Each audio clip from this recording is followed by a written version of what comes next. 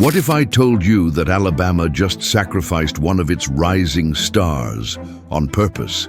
That behind the calm headlines of Isaiah Horton's exit, a multi-million-dollar move was already in motion? This isn't just about a player entering the portal.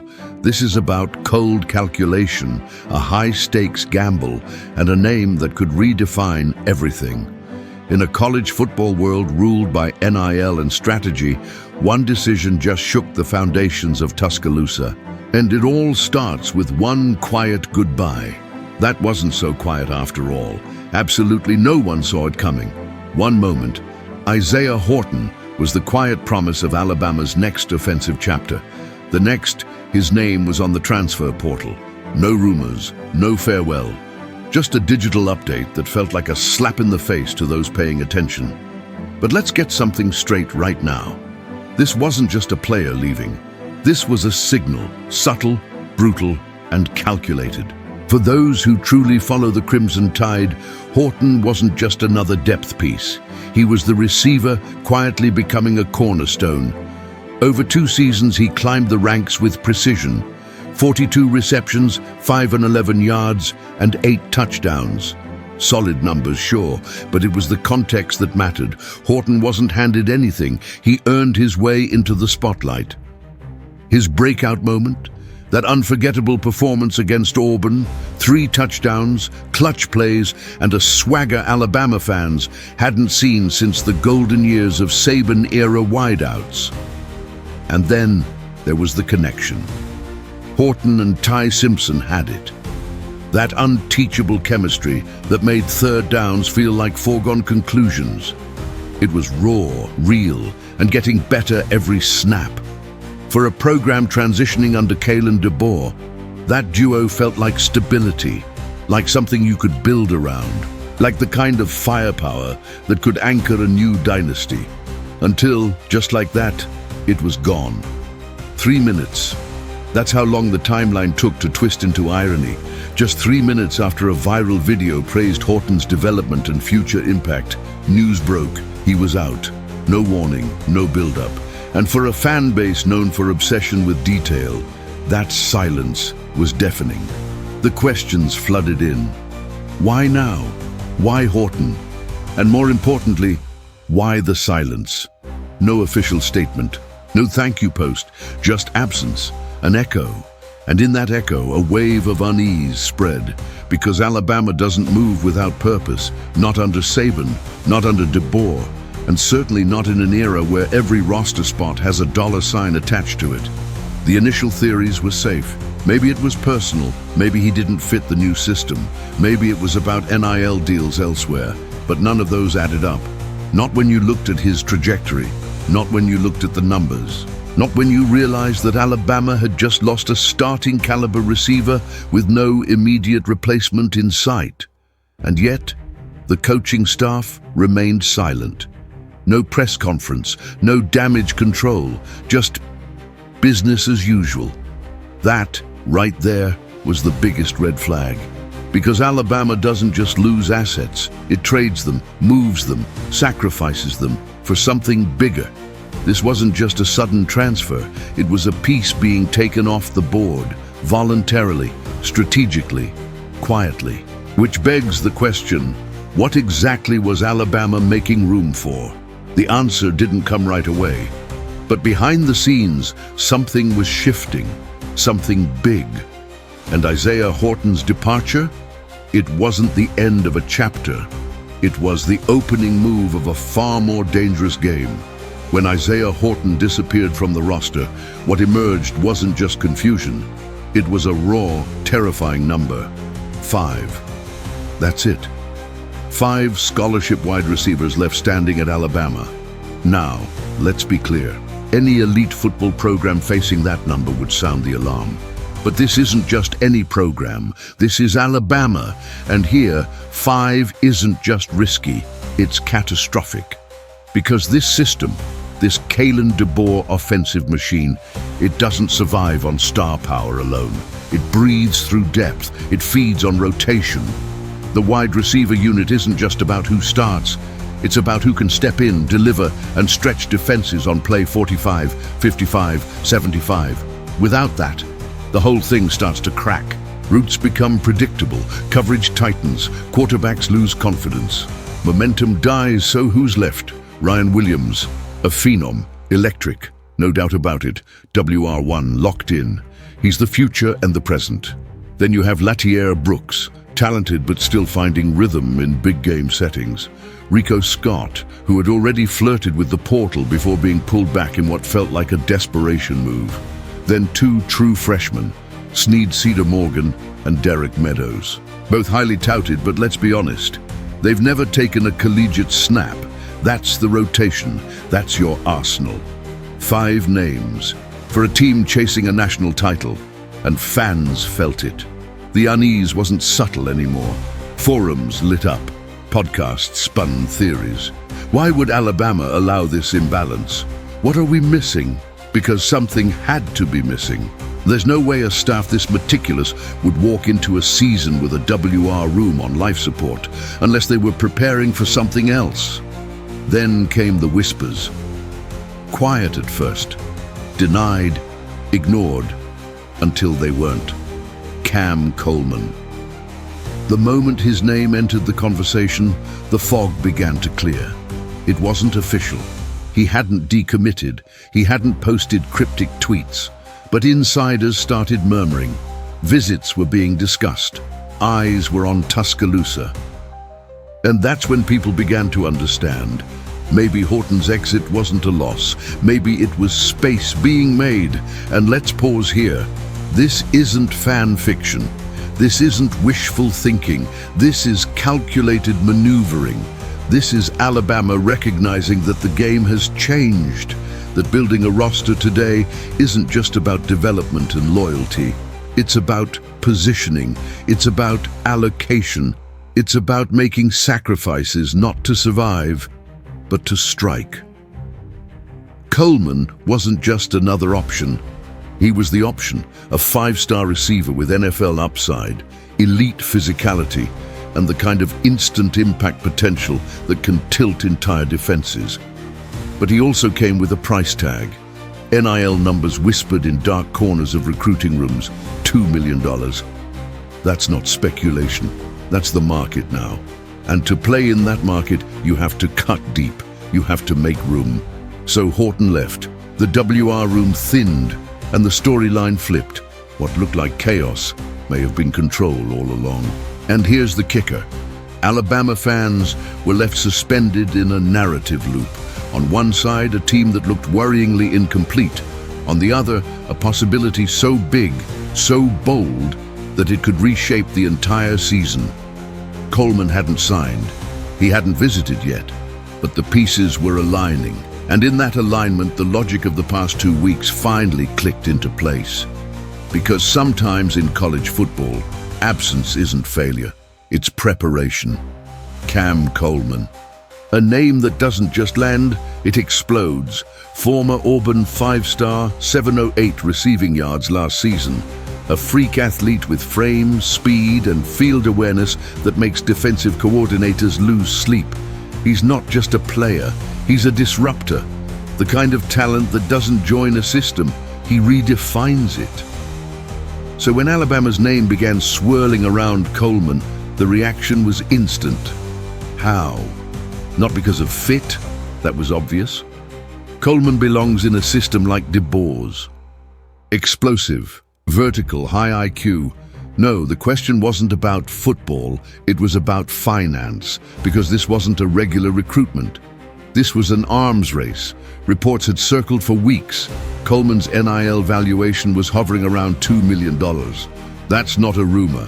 That's market reality in today's college football, and Alabama, already pushing cap-like limits with existing stars, staff contracts, and depth investments.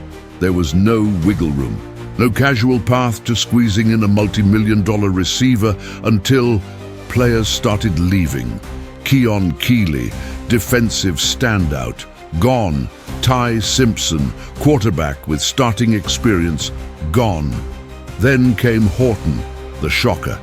The the one that didn't make sense at first until you zoomed out. 3 significant departures, 3 sizable NIL commitments cleared, and suddenly a door opened. What looked like chaos on the surface was beginning to reveal a pattern. The timing was too clean, too coordinated. It wasn't collapse, it was construction, silent, surgical, and smart. And then, the confirmation. Cam Coleman was coming to Tuscaloosa for an official visit. That's when everything changed. This wasn't speculation anymore. It wasn't message board hype. It was real. Alabama, the program thought to be out of the race due to cost, was back in. And not just in, leading. The whispers grew louder. Coleman had connections on the team. He had history with Red Morgan from their time in Phoenix City. He was familiar with the culture. The fit was there, the money suddenly available. And Horton's exit, it no longer felt accidental. It felt necessary. Let's pause here. In any other era, this kind of roster shakeup would have raised outrage. You don't drop proven talent in hopes of a maybe. But this isn't 2009. This is the NIL era.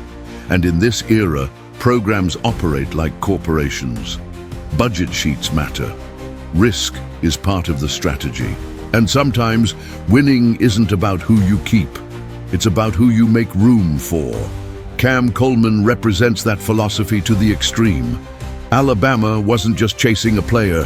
They were restructuring for a weapon, a receiver who could turn a competitive team into a championship contender.